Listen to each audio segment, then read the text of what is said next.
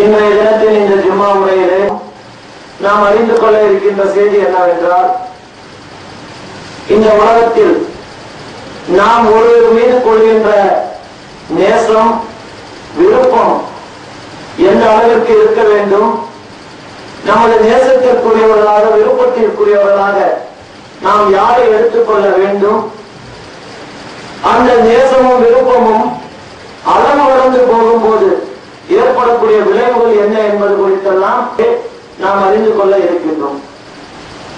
அன்புலம் கொண்ட சகோதர சகோதரிகளே, இந்த உலகத்தில் ஒவ்வொரு முஸ்லீமும் மிகவும் நேசிக்கப்பட வேண்டிய, மிகவும் விருப்பம் செலுத்தக்கூடிய ஒருவர் இருக்கிறார் என்றால் அது அல்லாஹ்வுடைய தூதர் நபிகள் நாயகம் ஸல்லல்லாஹு அலைஹி வஸல்லம் அவர்கள் ஒருவர் தான். எந்த அளவிற்கு நாம் அவர்களை நேசிக்க வேண்டும் என்றால், எந்த அளவிற்கு நம்முடைய விருப்பத்தை அவர் மீது செலுத்த வேண்டும் என்றால், அல்லாஹ்வுடைய திருமறையிலும் அல்லாஹ்வுடைய தூதரும் இது குறித்து நமக்கு அழகான செய்திகளை சொல்லித் தருகிறார். அல்லாஹ் தன்னுடைய திருமறைகளை கூறும்போது சொல்லுகின்றான், 33வது அத்தியாயம் 6வது வசனத்தில் சொல்லி காட்டுகின்றான், அந்நபியு அவுலா, இந்த நபி இருக்கிறாரே, இவர் உங்களுக்கு முன்னுரிமைக்குரியவர், முதலாம் அவர். எதற்கு? மூமின்களுக்கு, நம்பிக்கை கொண்டவர்களுக்கு இந்த நபிதான் முன்னுரிமைக்குரியவர். முதல்ல இவருக்கு தான் நீங்கள் உரிமை தர வேண்டும். எந்த விஷயத்தில்? மின் அன்புசிலும், விருப்பத்திற்காக. எந்த அளவிற்கு? உங்களை விட, உங்கள் உயிர்களை விட இந்த நபிதான் உங்களுக்கு நேசத்திற்குரியவராக இருக்க வேண்டும் என்று அல்லாஹ்வுடைய திருமறையை கூறி காட்டுகின்றான். எந்த அளவிற்கு அல்லாஹ் இதை முன்னிலைப்படுத்தி கூறுகிறான் என்றால், ஒவ்வொரு மனிதனுக்கும் உயிர் தான் பிரதானமானது. இந்த உயிரை காப்பாற்றிக் கொள்ள மனிதன் எதை வேண்டுமானாலும் செய்வான். இந்த உயிர் ஒரு மனிதனுடைய உயிர் போகும் பட்சத்தில் அந்த உயிரை காப்பாற்றிக் கொள்ள மார்க்கம் கூட சில ஹராமான விஷயங்களை ஹலாலாக்கி வைக்கும். ஒரு உயிரே போவது என்று வைத்துக் கொள்ளுங்கள், உயிர் அது இருந்தாலும் உயிரை காப்பாற்றிக் கொள்ள முடியும் என்கின்ற சூழ்நிலை வரும்போது எதை இஸ்லாம் ஹராம் என்று தெரிவிக்கின்றதோ அங்கே அது கூட ஹலாலாகிறது. அந்த அளவிற்கு ஒவ்வொரு மனிதனுக்கும் உயிர் என்பது முக்கியமானது. அல்லாஹ் இங்கே சொல்லி காட்டுகின்றான், அந்நபியு அவுலா, இந்த நபி உங்கள் முன்னுரிமைக்குரியவர், மூமின்களுக்கு, விசுவாசிகளுக்கு, மின் அன்புசிலும், உங்கள் உயிர்களை விட. எந்த அளவுக்கு அல்லாஹ் சொல்லி காட்டாம பாருங்க. அல்லாஹ்வுடைய தூதர் ஸல்லல்லாஹு அலைஹி வஸல்லம் அவர்கள் கூறினார்கள், புகாரில 14வது 15வது ஹதீஸாக ஈமான் என்ற தலைப்புல வரக்கூடிய ஹதீஸ்கள்ல பாத்தீங்கன்னா 14 மற்றும் 14 ஹதீஸா எது பதிவு செய்யப்பட்டிருக்கிறது என்றால், அபூ ஹுரைரா ரலியல்லாஹு அன்ஹு அவர்கள், அனஸ் ரலியல்லாஹு அன்ஹு ரெண்டு பேரும் அறிவிக்கிறாங்க இந்த ஹதீஸை.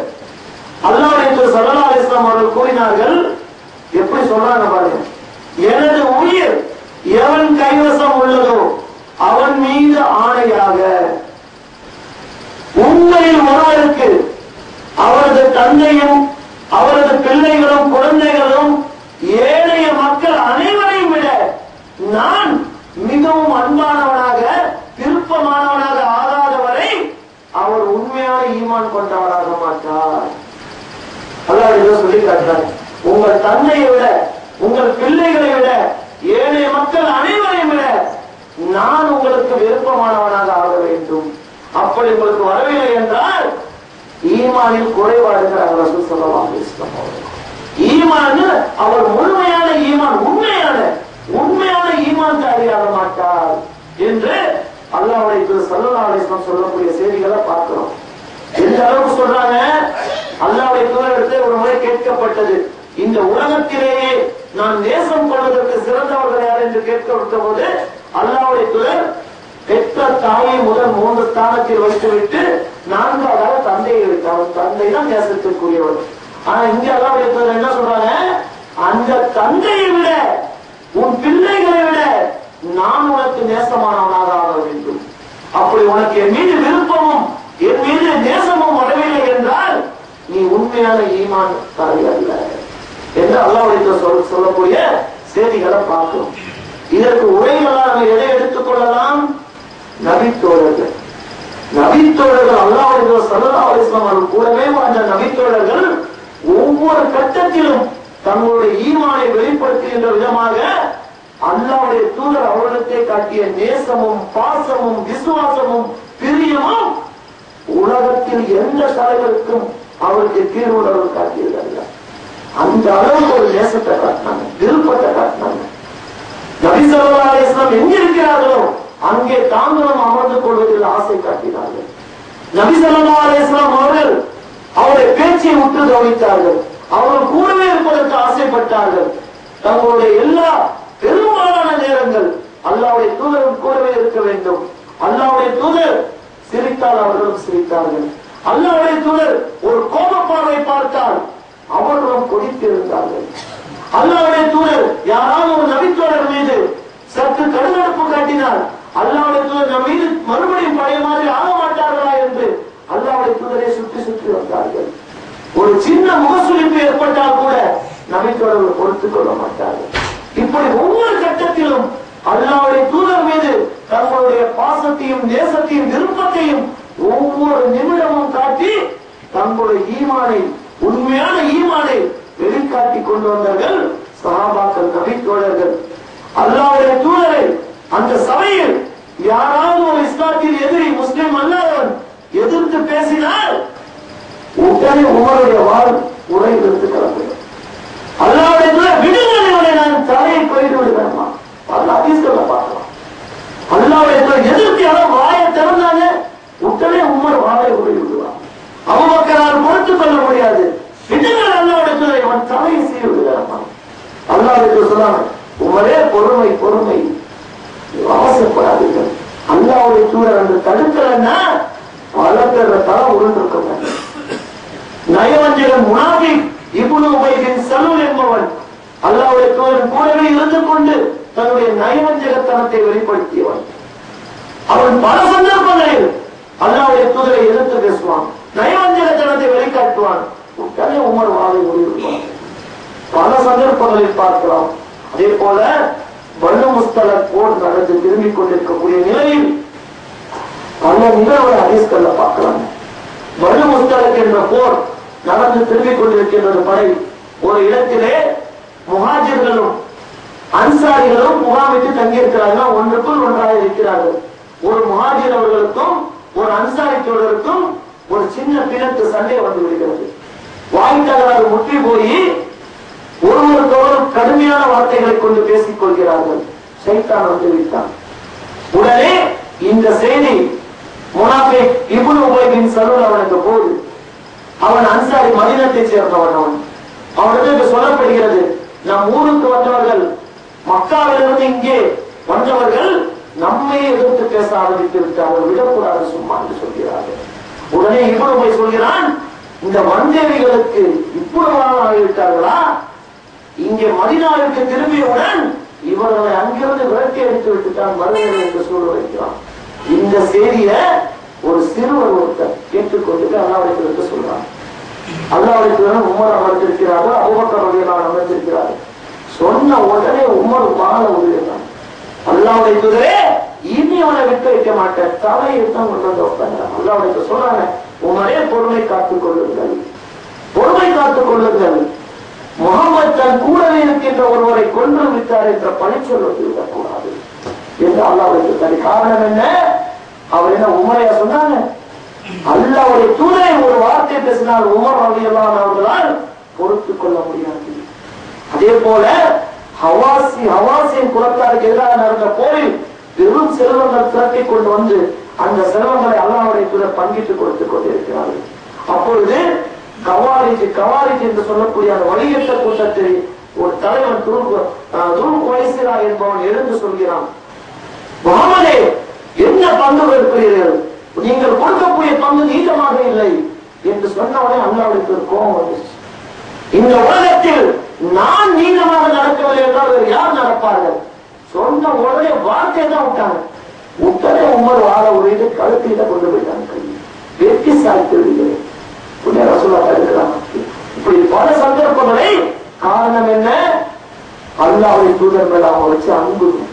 இவர்கள் மட்டுமா, உமர் ரலியல்லாஹு மட்டுமா பேசி பேசினால்தான் அவங்களால பொறுத்துக் கொள்ள முடியாதுல்ல, எதிரிகள் அல்லாஹ்வுடைய தூதர் மேல கூட கை வைக்க முடியாதான்.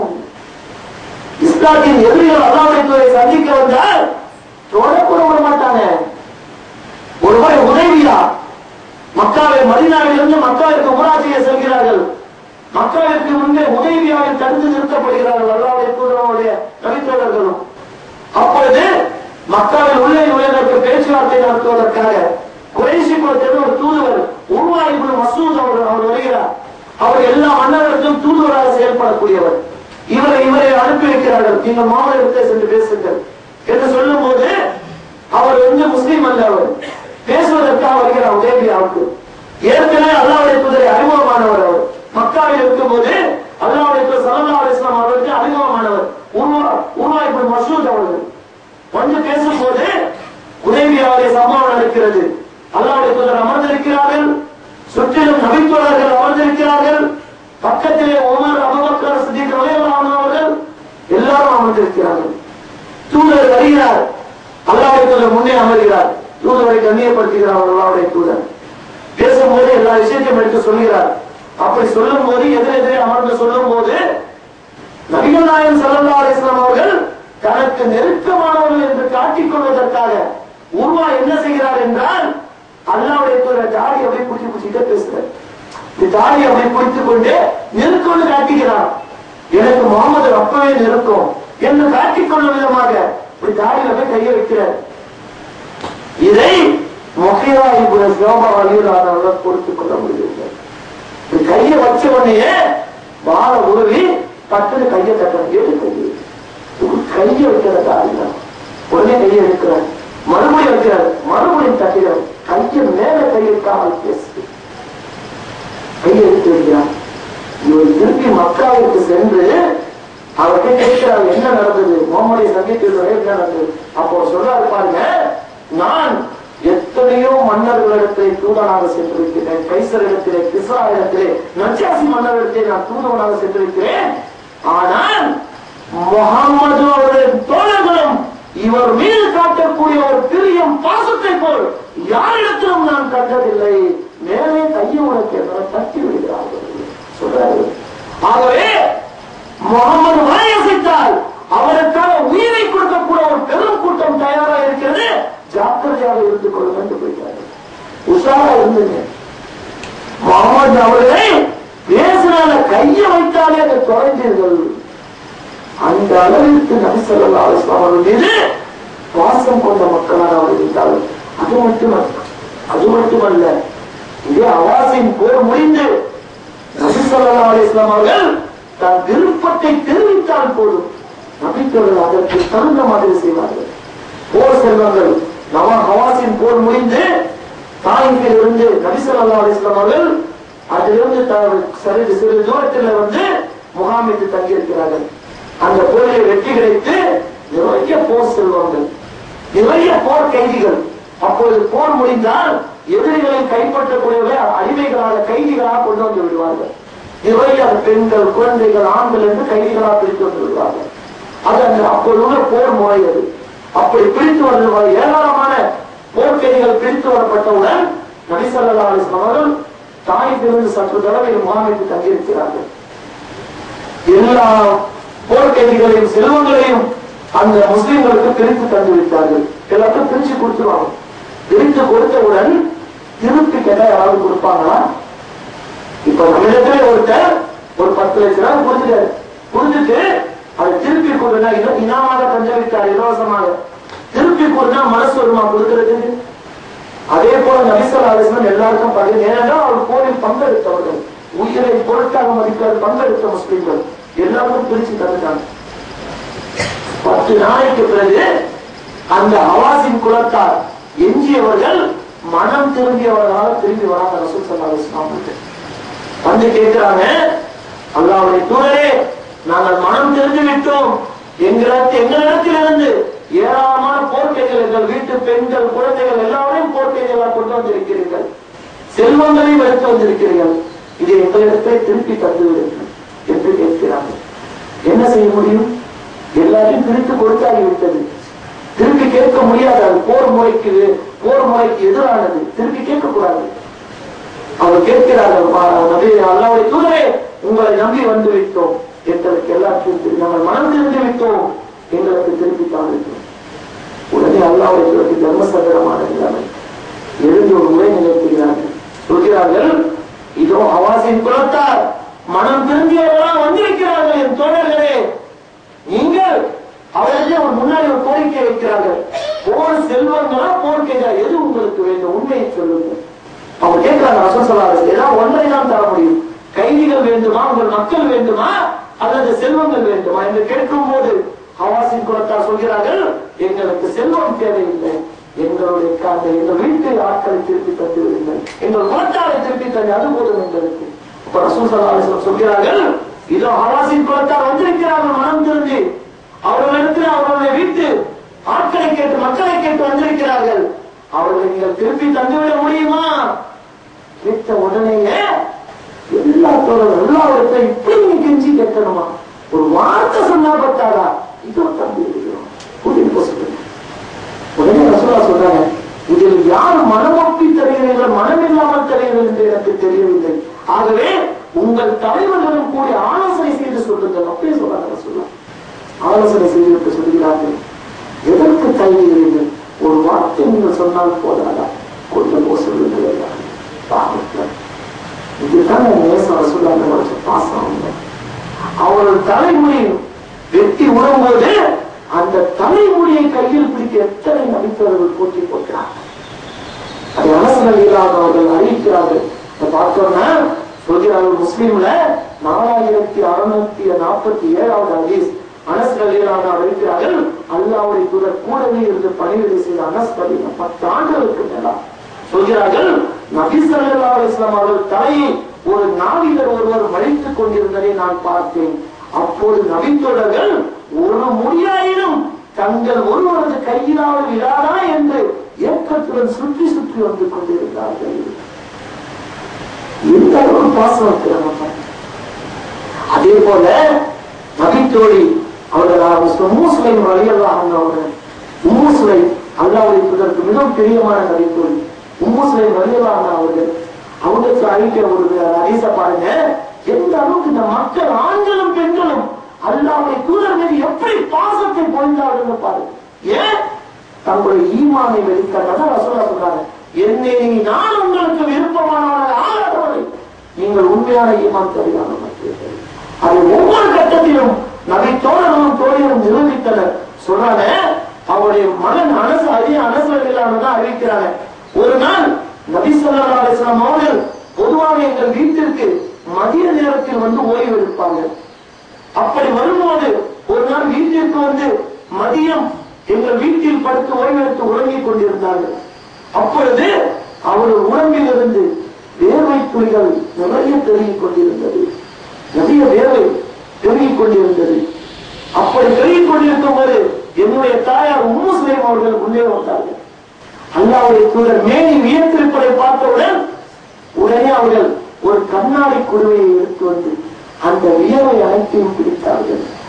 அந்த படுத்திருந்த போர்வை வியர்வையால் நனைந்திருந்தது. அதை மெதுவாக எடுத்து அதை பிழிந்த அந்த கண்ணாடி குடுவையில் அல்லாஹ்வுடைய தூதர் வியர்வையை சேகரித்தார்கள். அல்லாஹ்வுடைய தூதர் திடுக்கிட்டு எழுந்து, உம்மு சுலைமே என்ன செய்து கொண்டிருக்கிறார் என்று கேட்டார்கள். அப்போது உம்மு சுலைம் அவர்கள் சொன்னார்கள், அல்லாஹ்வுடைய தூதரே, உங்களுடைய வியர்வை நறுமணமிக்கதாக இருக்கிறது.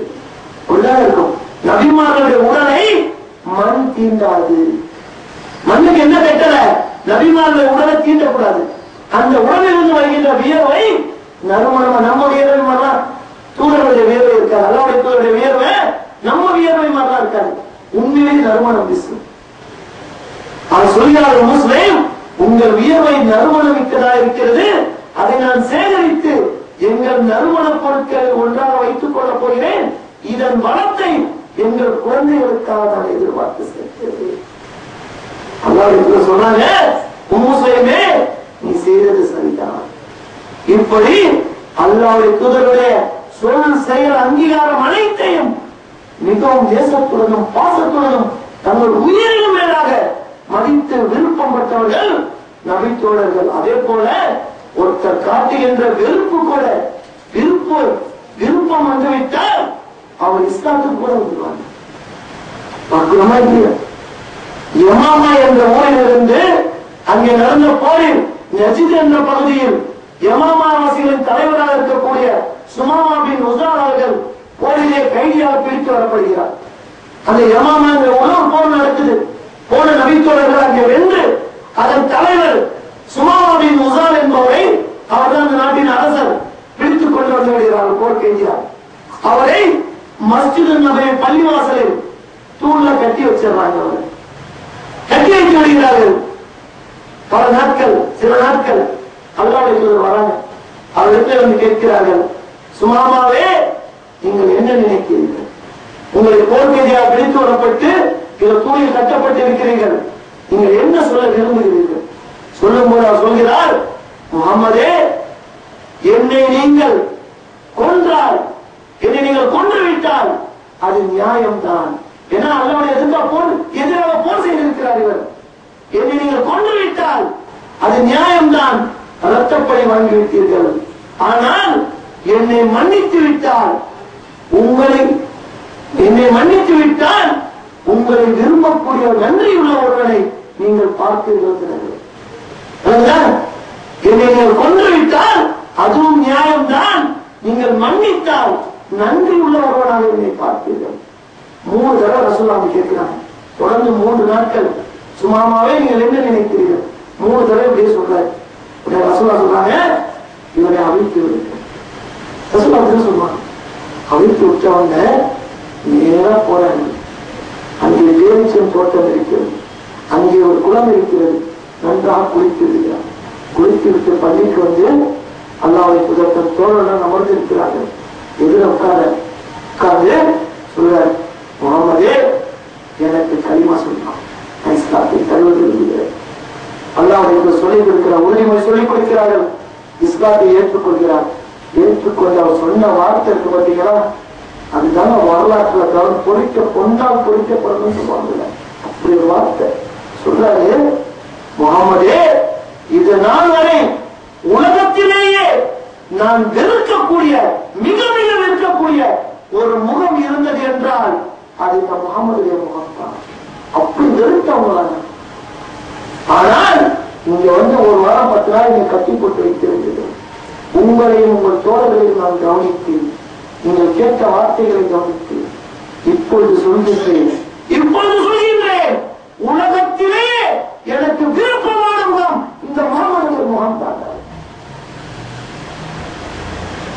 நான் விரும்பக்கூடிய ஊர் இந்த மதீனா தான் சொல்லிட்டு உடனே மக்காவுக்கு உம்ரா செஞ்சு போனாங்க. போயிட்டு பகிரங்கமா அந்த குறைசிகளிடத்தை எழுந்து சொன்னார். மிகப்பெரிய அந்த அவருடைய நாடு இருக்க யமாமா பேரிச்சங்கள் மிகப்பெரிய வளம் குளிக்கக்கூடிய பூமி இருக்கு. அங்கிருந்தா மக்காவுக்கு தெரிவித்த மதங்களே வரும். இந்த பிரகடனப்படுத்துகிறார், நீங்கள் முஹம்மதை ஏற்றுக்கொள்ளுங்கள் சொல்லாங்க.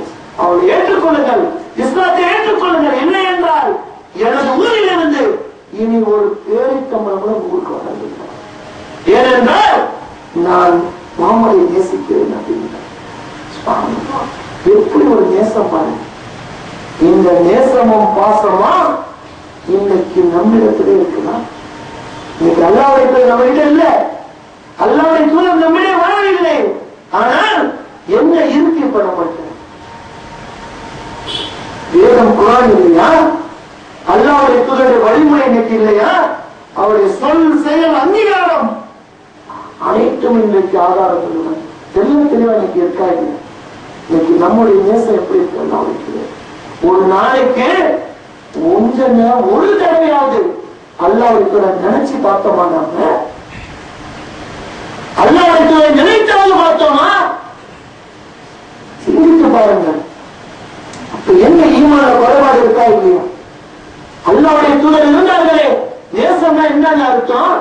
செய்யக்கூடிய ஒவ்வொரு செயலிலும் அல்லாஹ்வுடைய தூதர் எப்படி செஞ்சாங்களா, அல்லாஹ்வுடைய தூதர் இப்படி பேசுறாங்களா, அல்லாஹ்வுடைய தூதர் இப்படி நடந்தாங்களா, அல்லாஹ்வுடைய தூதர் இப்படி படுத்தாங்களா, அல்லாஹ்வுடைய தூதர் இப்படி வியாபாரம் பண்ணாங்களா, அல்லாஹ்வுடைய தூதர் இப்படி குடும்ப வாழ்க்கை நடத்துறாங்களா, எல்லாவற்றையும் போல் நான் செய்யணும் நினைப்பு வந்துச்சா நமக்கு?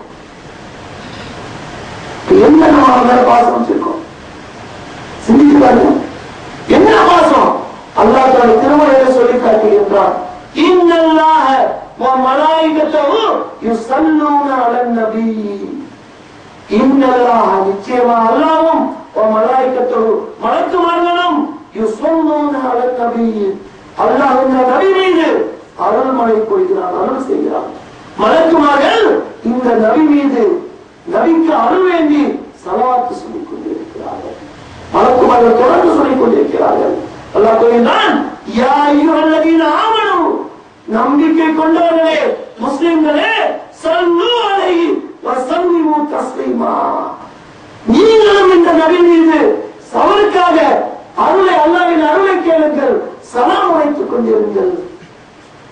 அல்லாஹ் கட்டளை போடுறான். என்ன சொன்னோம்? எதை தொழுகையில அத்தாயத்தி இருப்புல அந்த சலவாத்தை சொல்லுவோம். அதை எப்படி என்ன சொல்றோம்னு பிரச்சனையே இல்லாம சொல்லிட்டு ஒரு சம்பிரதாயமா சொல்லிட்டு போயிட்டே இருப்போம். உட்கார்ந்து இருக்கும் போது, நின்றிருக்கும் போது, போகும்போது அல்லாஹ்வுடைய தூதரை நினைச்சு அல்லாஹ்வுடைய தூதரை மட்டும் நான் சலவாத் சொன்னோமா? ஒரு காரியம் செய்யும் போது அல்லாஹ்வுடைய தூதருக்கு செஞ்சாங்களா? இப்படி நடந்தாங்களா? இப்படி வாழ்ந்த ஒரு ஆழத்துல போனாங்களா? நினைச்சு பார்த்தோமா? ஒவ்வொரு நடைமுறையிலும் அல்லாஹ்வுடைய பாதிப்பும் தாக்கமும் நமக்கு இருக்கா? நினைச்சு பார்த்தோமா? இப்ப நம்ம பாசம் எங்க போயிடுச்சு? யார்கிட்ட திசை திரும்பிடுச்சு? யாரிடத்துல திசை திரும்பி விட்டது? நம் குடும்பத்தாரிடத்திலே, நாம் செய்யக்கூடிய தொழில் வியாபாரத்திலே, இயக்கங்களிடத்திலே, இயக்க தலைவர்களிடத்திலும் இயக்க முன்னோர்களிடத்திலும் போயிடுச்சு நம் பாசம். அல்லாஹ்வுடைய மிஞ்சிய அளவில் அந்த பாசத்தை திசை திருப்பி விட்டுட்டோம். விருப்பத்தை அந்த திசை திருப்பி விட்டுட்டோம். இன்னைக்கு என்ன ஆச்சு? தந்தை அல்லாஹ்வுடைய சொன்னாங்க, உங்கள் தந்தையை விட நான் உங்களுக்கு நேசமானவன் ஆகணும். நீங்க நம்ம என்ன? அத்தா இறந்து போயிட்டா, அம்மா இறந்து போயிட்டா, அல்லாஹ்வுடைய சொன்னாங்க 3 நாளைக்கு மேல துக்கம் கிடையாது. அதெல்லாம் தூக்கி போட்டாச்சு. ஏழா பாத்தியா, அத்தை பாத்தியா, 10, 40 வருஷம் காலம் கடந்து நான் மொத்த போன பிள்ளைங்க சொல்லிட்டு போறது, எங்க வாப்பாக்கு அத்தை பாத்தியா வருஷத்தாவதா? ஏன்? அல்லாஹ்வுடைய கட்டளை தூக்கி போட்டாச்சு. தந்தை மீது வைத்த பாசம் இருந்துச்சு. வியாபாரத்தில், குடும்ப வாழ்க்கையில் அல்லாஹ்வுடைய எப்படி நடந்தார்கள் நினைச்சு பார்த்தோமா? இன்றைக்கு சொல்வதற்கு வெட்கக்கேடுங்க. பல பேருக்கு யாரையும் நான் குறிப்பிட்டு சொல்லலைங்க. பல பேர் முஸ்லிம் சகோதரர்களே குடும்ப வாழ்க்கையில் ஈடுபட்டவுடன் எப்படி குளிப்பு கடமை எப்படி நிறைவேற்றதுன்னு கூட இன்னைக்கு தெரியலங்க. ஏதோ போய் தலைக்கு 4 தண்ணீர் ஊற்றினா முடிஞ்சிச்சு நினைக்கிறாங்க. அல்லாஹ்வுடைய தூதர் எப்படி குளிப்பு கடமை நிறைவேற்றினார்கள்? வரிக்கு வரி படிச்சோமா, தெரிந்து கொண்டோமா, என்ன செஞ்சாங்க? ரசூலை எப்படி குளிப்பு கடமை நிறைவேற்றினாங்க? பல பேருக்கு எனக்கு தெரியல. என்னவோ தலையில தண்ணீர் ஊற்றினா வேலை முடிஞ்சு நினைச்சுட்டான். இதான் அல்லாஹ்வுடைய வச்ச பாசமா? சிந்தித்து பார்க்க வேண்டும். இன்னைக்கு எந்த அளவுக்குன்னா பிள்ளைகள் மீது கொண்ட பாசம், அவருடைய திருமணத்தை ஆடம்பரம், மனாச்சாரம், எத்தனை பேர் ஏன் கேட்டா சொல்றாங்க, ஒரே பிள்ளைங்க அவன் கல்யாணத்தை பண்ணி பார்க்க ஆசைப்பட தப்பா? ஒரே பிள்ளைங்க எனக்கு, அதனால இப்படி நான் பண்ணிக்கிறேன் ஆடம்பரமா? ஏன்? அல்லாஹ்வுடைய தூதரின் கட்டளை விட பிள்ளைகள் மீது வைத்த பாசம் இருக்கிறது. இருக்கிறதா இல்லையா? அதையும் தாண்டி இப்ப நிலைமை என்ன? இதையெல்லாம் தாண்டி வந்தால் கூட எல்லா விதத்திலும் விட்டு விட்டாச்சு, அனாச்சாரங்களை விட்டு விட்டாச்சு, எல்லா வழிகளை விட்டு விட்டாச்சு. நாங்கள் தூய வழியில் இஸ்லாத்தை கடைபிடிக்கிறோம், குர்ஆன் ஹதீஸை பின்பற்றுகிறோம் சொல்லிவிட்டு வந்த நிலை என்ன? இயக்கத்தின் மீது கொண்ட பாசம், இயக்க தலைவர்கள் மீது கொண்ட பாசம், அபிமானம் எங்க போயிடுச்சு? அல்லாஹ்வுடைய தூதரை மிஞ்சின. அந்த இயக்க தலைவர் சொன்னால் அது வேத வாக்கு. அவர்கள் ஹதீஸ் சொன்னால், நான் எந்த இயக்கத்தையும் குறிப்பிட்டு பேசவில்லை, எல்லா இயக்கத்திற்கும் இது பொருந்துகிறது. இன்றைக்கு தமிழ்நாட்டில் இஸ்லாத்தின் பெயரை சொல்லிக்கொண்டு எத்தனை இயக்கங்கள் இருக்கிறதோ, எத்தனை தலைவர்கள் இருக்கிறார்களோ, எத்தனை முன்னோடிகள் இருக்கிறார்களோ, அனைவருக்கும் இது பொருந்தும். அதை பின்பற்றுவதற்கும் பொருந்தும். உரசி பாருங்கள். அவர்கள் சொன்னால் வேணும், அவங்க சொன்ன அறிவு சரி, உரசி பார்ப்பதில்லை. அவர் சொல்லுவார்கள், ஒரு அதிசயம் சொல்லுவார்கள், விளக்கம் தருவாங்க. கண்ணை மூடிக்கொண்டு ஏற்றுக்கொள்ள வேண்டும். சில வருடங்கள் குறித்து அவர்களே சொல்வார்கள், இல்ல நாங்க சரியா ஆய்வு பண்ணாம சொல்லிட்டோம், அவசரப்பட்டு சொல்லிட்டோம், இது அப்படி இல்லை இப்படி ஒரே விமர்சனம் பண்ணுவார்கள். அது எப்படி சொன்னீங்க? அதுக்கு தகுந்த பதில் வைத்திருப்பார்கள். நாங்களும் மனுஷன் தானே, நாங்களும் மனுஷன் தானே, நாங்க எல்லாம் அல்லாஹ்வை மறக்கிறாங்க, எனக்கு தப்பு வராதா? அப்ப அந்த அறிவு சரியா தெரிஞ்சு இப்ப ஆய்வு பண்ணி பார்க்கும் போது தப்பா தெரியுது, உண்மை ஒத்துக்கொள்வோம். மனுஷன் தான், பலவீனம் தான், ஒத்துக்கொள்வோம். ஆனால் எங்க தப்பு இருக்கு தெரியுமா? அப்படி அவர் சொல்லும் போது அதை பின்பற்றி கேட்டோம். நாம அவளை பின்பற்றிய இயக்கத்தில் கீழே உள்ளவர்கள் அத்தனை ஆளுங்களும் கேட்டாங்களே, அப்ப அவங்களுக்கு குர்ஆன் ஹதீஸோட உரசி பார்க்க தெரியாதா? ஏன் உரசி பார்க்கல? ஏன் அப்ப சொன்ன சரியா தகவல் அப்படி நம்ம பார்க்கல? ஏன்? அவர் சொன்னா சரியா இருக்கும். மேல வச்ச பாசம், அபிமானம், பிடிமானம். இன்னைக்கு அவர் இல்லைன்னு இதுவும் சரிதான். ஏன்?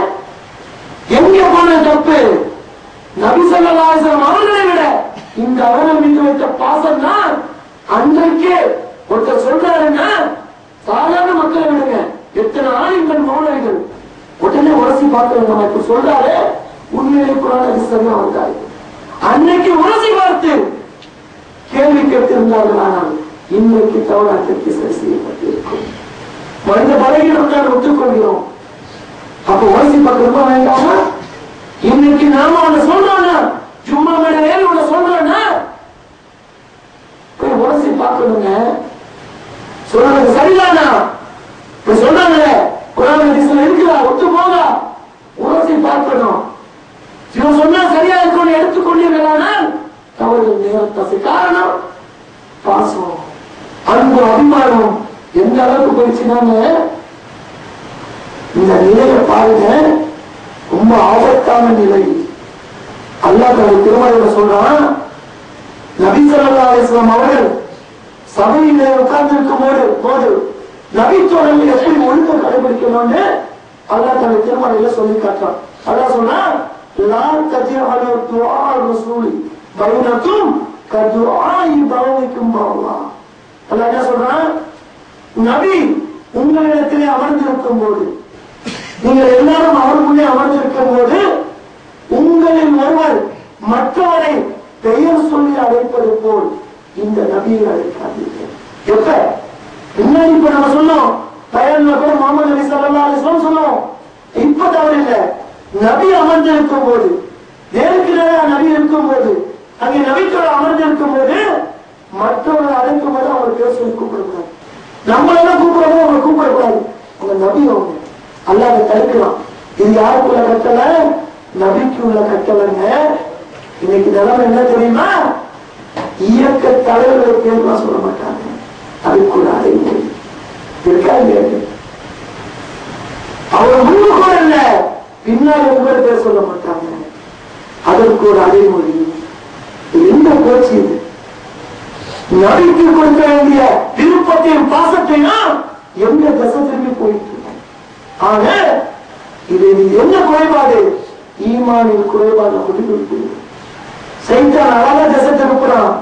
ஆகவே நம்முடைய பாசத்தையும் நேசத்தையும் அல்லாஹ்வுக்கு இன்றைக்கு இல்லை என்றாலும் அவர்கள் மீது நாம் பாசம் உள்ளவர்களாக, தேசம் உள்ளவர்களாக, விருப்பம் உள்ளவர்களாக காட்டிக்கொள்ள வேண்டும் என்றால் அவருடைய போதனைகளை, அவர் தந்த விதிமுறைகளை, அவர்கள் எதை தடுத்தாலும் அதை விட்டு விலகிக் கொண்டு, எதை ஆதமாக்கி விட்டாலும் அதை பெற்றுக் கொண்டு வாழக்கூடிய ஒரு நிலை ஒன்றுதான் அல்லாஹ்வுக்கு நாம காட்ட பாசம், நாம காட்ட விருப்பம். இந்த விருப்பமும் பாசமும் தான் அல்லாஹ் பதிவு செய்வான், இவன் உண்மையான ஈமான்தாரி. இந்த நிலை வரணும். யாரிடத்திலும் அல்லாஹ்வுக்கு தவிர யாரிடத்திலும் நம்ம பாசமும் தேசமும் அளவுக்கு அதிகமா போயிடக்கூடாது. எல்லாத்துக்கும் ஒரு நடுநிலை, ஒரு நடுநிலை. அந்த நடுநிலை முஸ்லிம்களாகிய ஆண்களும் பெண்களும் ஆகிய அனைவருக்கும், நம் அனைவருக்கும் இருக்க வேண்டும். அல்லாஹ்வுடைய தூதரின் மீது வைக்கக்கூடிய பாசத்தையும் நேசத்தையும் விருப்பத்தையும் நாம் வேறு வகையில் திசை திருப்பி விட்டோமானால் நடக்கக்கூடிய விபரீதத்தை அல்லாஹ் தனது திருமறையில் அழகாக சொல்லி காட்டுகிறார். 43வது அத்தியாயம் 36, 37 வசனங்கள் அல்லாஹ் சொல்றான். நீங்கள் ஒரு மீது வைக்கக்கூடிய நேசம் அல்லாஹ் எதுக்கு சொல்லி காட்டுறாங்கன்னா, ஈசா நபி அவர்கள் மீது அந்த சமுதாயத்தார் அளவு கடந்த பாசம் வச்ச நிலை எங்க போய் விட்டுச்சு? அவர்கள் அல்லாஹ்வுடைய மகன் சொன்னாங்களா இல்லையா? அது அவர்களால் தூதர். அந்த நிலை என்பதே அல்லாஹ்வுக்கு இணையா போயிடக்கூடாது. அவர்களால் ஈசா அலைஹிஸ்ஸலாம் அல்லாஹ்வுடைய தூதர். இன்னைக்கு நாம அல்லாஹ்வுடைய தூதரை தவிர வேற யாருக்கிட்ட நேசபாசம் வச்சுருவீங்க? அல்லாஹ் சொல்றான், அது என்னுடைய உபதேசத்தை விட்டு உங்களுக்கு திருப்பி. அல்லாஹ் அழகா சொல்றான், எவர் அர்-ரஹ்மானின் நல்லுபதேசத்தை புறக்கணிக்கிறாரோ அவன் மீது ஒரு சைத்தானை சாட்டி விட்டுவிடுவோம். அல்லாஹ் சொல்றான், ஒரு சைத்தானை நம்ம சாட்டி விட்டு விடுவோம். அந்த சைத்தான் அவனுக்கு பாசத்துக்குரிய தோழனாகி விடுவான். அந்த சைத்தான் அவன் சாட்டினவனா, அவன் நமக்கு தோழனாகி விடுவான். அவர்கள் மக்களை அல்லாஹ்வின் நேரான பாதையிட்டு தடுப்பார். அந்த சைத்தான் என்ன பண்ணுவான்? அல்லாஹ்வுடைய பாதையிட்டு தடுப்பான். அன்னவும் முகத்ததுவும் சொல்லி காட்டான். ஆனால் நினைத்துக் கொள்வார்கள் தாங்கள் நேரான வழியில் இருப்பதாக. எவ்வளவு அழகாக சொல்லி காட்டுறாங்க. அவன் நினைச்சுக்கானா நம்ம நேரான வழியில தான் இருக்கோம், நம்ம தூய இஸ்லாத்துல தான் இருக்கோம், நம்ம சரியான வழியில தான் இருக்கோம், இப்படி நினைச்சுக்குவாங்க. ஆனால் மற்றவர் மீது அல்லாஹ்வுடைய தூதர் தவிர வேற ஆள் மீது வைக்கக்கூடிய பாசம் ஒரு சைத்தானுடைய தோழர் நிலையில் ஆக்கிவிடும். அதுதான் உண்மையா. ஆக இதெல்லாம் மிக மிக எச்சரிக்கையாக இருக்க வேண்டும். எந்த அளவுக்குன்னா, நமக்கு தெரியாமலேயே நம்மை அறியாமலேயே இது மறைவான இணை வைப்பு நிலைக்கு கொண்டிருக்கிறது. ரியா என்று சொல்லக்கூடிய மறைவான இணை வைப்பு நிலைக்கு இந்த பாசமும் தேசமும் கொண்டு போய் விட்டுவிடும். எச்சரிக்கையாக இருக்க வேண்டும். நம்முடைய பாசம் நேசம் அல்லாஹ்வுடைய தூதருக்கு மட்டும்தான் இருக்க வேண்டும். நம் தாய் தந்தையை விட, பிள்ளைகளை விட, குடும்பத்தை விட, தொழிலை விட, இயக்கத்தை விட, இயக்க தலைவர்களை விட நம்முடைய பாசமும் நேசம் விருப்பமும் அல்லாஹ்வுடைய தூதருக்கு மட்டும்தான் என்று உறுதிமொழி எடுத்துக்கொண்டு ஈமான் கொண்ட முஸ்லிம்களாக வாழ்ந்து மரணிக்கக்கூடிய நல்பாக்கியத்தை அல்லாஹ் எனக்கும் உங்களுக்கும் தந்தர வேண்டும் என்று பிரார்த்திப்பானாக. உறவை நிறைவு செய்கிறேன். வாகத்தவானா அனைவரும்